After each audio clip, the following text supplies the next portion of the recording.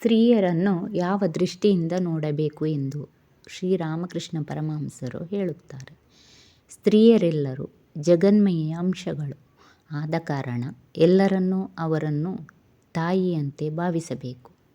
ಸ್ವಭಾವತಃ ಸ್ತ್ರೀಯರು ಒಳ್ಳೆಯವರಾಗಲಿ ಅಥವಾ ಕೆಟ್ಟವರಾಗಿರಲಿ, ಪತಿವ್ರತೆಯಾಗಿರಲಿ ಇಲ್ಲದೇ ಇರಲಿ, ಅವರನ್ನು ಯಾವಾಗಲೂ ಜಗನ್ಮಯಿಯ ಪ್ರತಿಬಿಂಬಗಳಂತೆಯೇ ನೋಡಬೇಕು. ಪ್ರಶ್ನೆ ಕೇಳ್ತಾರೆ, ನಾವು ಸ್ತ್ರೀಯರನ್ನು ಯಾವ ರೀತಿ ಕಾಣಬೇಕು ಎಂದರೆ, ಯಾರಿಗೆ ಸತ್ಯ ಸಾಕ್ಷಾತ್ಕಾರವಾಗಿದೆಯೋ, ದೇವರು ಪ್ರತ್ಯಕ್ಷನಾಗಿರುವನೋ ಅವರು ಸ್ತ್ರೀಯರನ್ನು ಕಂಡರೆ ಅಂಜುವುದಿಲ್ಲ. ಸ್ತ್ರೀಯರನ್ನು ಅವರ ನಿಜವಾದ ಸ್ಥಿತಿಯಲ್ಲಿ, ಅಂದರೆ ಜಗನ್ಮಯಿಯ ಅಂಶಗಳಂತೆ ಕಾಣುವರು. ಆದ ಕಾರಣ ಅವರು ಸ್ತ್ರೀಯರಿಗೆ ಭಕ್ತಿ ಗೌರವಗಳನ್ನು ತೋರುವುದು ಮಾತ್ರವಲ್ಲ, ತಾಯಿಯನ್ನು ಪೂಜಿಸುವಂತೆ ನಿಜವಾಗಿ ಪೂಜಿಸುವರು. ಹಾಗಾದರೆ ನಾವು ಕಾಮವನ್ನು ಹೇಗೆ ಜಯಿಸುವುದು ಅಂದರೆ, ಎಲ್ಲ ಸ್ತ್ರೀಯರನ್ನು ನಿಮ್ಮ ಸ್ವಂತ ತಾಯಿಯಂತೆ ತಿಳಿಯಿರಿ. ಯಾವಾಗಲೂ ಹೆಂಗಸಿನ ಮುಖವನ್ನು ನೋಡಬೇಡಿ, ಆಕೆಯ ಪಾದಗಳ ಕಡೆಗೆ ನೋಡಿ. ಆಗ ಕೆಟ್ಟ ಆಲೋಚನೆಗಳೆಲ್ಲ ಓಡಿ ಹೋಗುವವು. ಪತಿಯೊಂದಿಗಿರುವಾಗಲೂ ಯಾವ ಹೆಂಗಸು ಬ್ರಹ್ಮಚಾರಿಣಿಯಾಗಿರುವಳೋ ಆಕೆ ಸಾಕ್ಷಾತ್ ಜಗನ್ಮಯಿಯೇ ಆಗಿರುತ್ತಾಳೆ. ಪ್ರಶ್ನೆ, ಮಹಾರಾಜ್, ತಂತ್ರಶಾಸ್ತ್ರದಲ್ಲಿ ಹೇಳಿರುವಂತೆ ಸ್ತ್ರೀಯರೊಂದಿಗೆ ಮಾಡುವ ಸಾಧನೆಗೆ ನಿಮ್ಮ ಅಭಿಪ್ರಾಯವೇನು? ಅದಕ್ಕೆ ಶ್ರೀರಾಮಕೃಷ್ಣ ಪರಮಹಂಸರು ಹೀಗೆ ಹೇಳುತ್ತಾರೆ, ಅದು ಸುಲಭವಾದ ಮಾರ್ಗವಲ್ಲ, ಬಹಳ ಕಷ್ಟ. ಅನೇಕ ವೇಳೆ ಜಾರುವನು. ತಂತ್ರಶಾಸ್ತ್ರ ರೀತಿಯಲ್ಲಿ ಸಾಧನೆ ಮಾಡುವುದಕ್ಕೆ 3 ಮಾರ್ಗಗಳಿವೆ.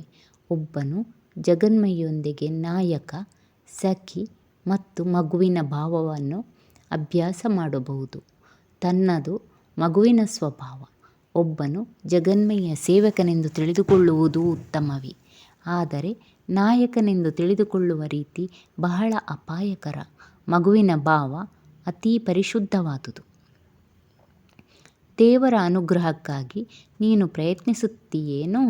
ಹಾಗಾದರೆ ಮೂಲಶಕ್ತಿಯಾದ ಜಗನ್ಮಯಿಯನ್ನು ತೃಪ್ತಿಪಡಿಸು.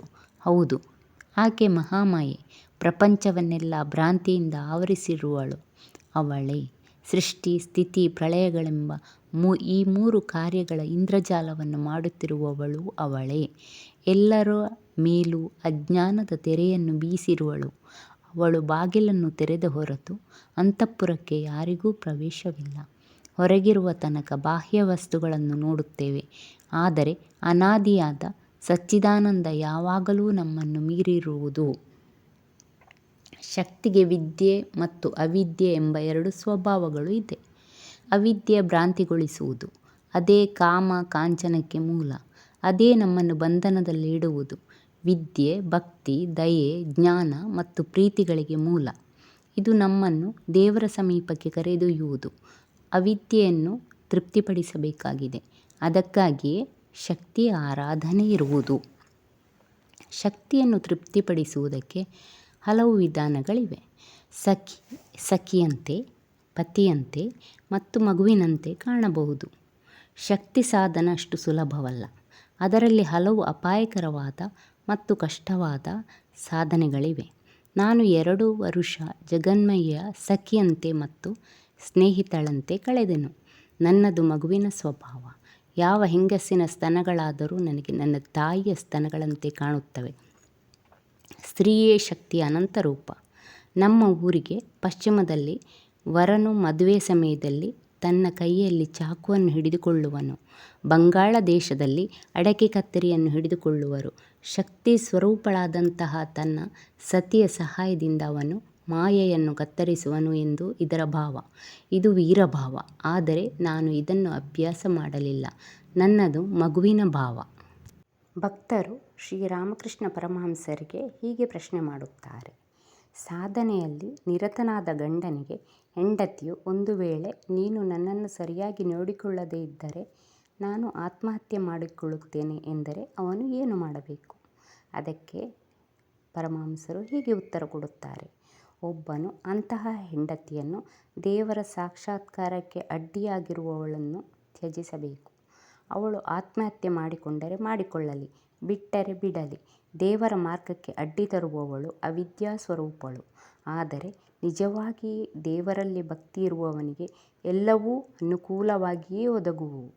ಒಬ್ಬನಿಗೆ ನಿಜವಾಗಿ ಭಕ್ತಿ ಇದ್ದರೆ ಅವನ ಹೆಂಡತಿಯ ಮನಸ್ಸು ಕೂಡ ಕ್ರಮೇಣವಾಗಿ ದೇವರ ಕಡೆಗೆ ತಿರುಗುವುದು. ಒಬ್ಬನ ಸ್ವಭಾವ ಒಳ್ಳೆಯದಾಗಿದ್ದರೆ ದೇವರ ಕೃಪೆಯಿಂದ ಅವನ ಹೆಂಡತಿಯೂ ಒಳ್ಳೆಯವಳಾಗುವಳು. ಆತ್ಮವಂಚಕನಾಗಬೇಡ, ಸತ್ಯಸಂಧನಾಗಿರು. ನಿನ್ನ ಆಲೋಚನೆಯಂತೆ ಮಾಡು, ನೀನು ನಿಜವಾಗಿಯೂ ಮುಂದುವರಿಯುವೆ. ಸತ್ಯವಾಗಿಯೂ ಸರಳ ಹೃದಯದಿಂದ ದೇವರನ್ನು ಪ್ರಾರ್ಥಿಸು, ನಿನ್ನ ಪ್ರಾರ್ಥನೆ ದೇವರಿಗೆ ಕೇಳುವುದು.